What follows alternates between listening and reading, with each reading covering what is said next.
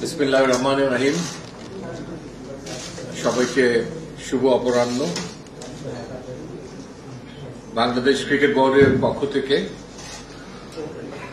আমি বাংলাদেশ জাতীয় ক্রিকেট দলের নাম ঘোষণা করছি, যে দলটি টি-20 বিশ্বকাপে অংশগ্রহণ করতে যাচ্ছে 2024 সালে।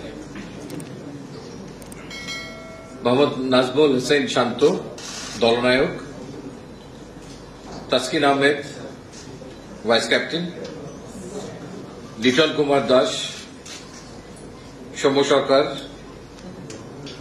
তনজিদ হাসান তামিম, সাকিব আল হাসান, মোহাম্মদ তারিক হৃদয়, মাহমুদুল্লাহ রিয়াদ, জাকের আলী আনিক, মোহাম্মদ তানভীর ইসলাম,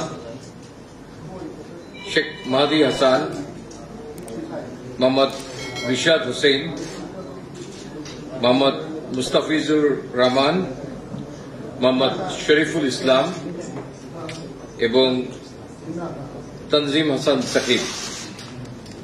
এই দলটির সঙ্গে ট্রাভেলিং রিজার্ভ হিসেবে দুজন খেলোয়াড় যাচ্ছেন। তারা হচ্ছেন হাসান মাহমুদ এবং আফিফ হোসেন ধ্রুব।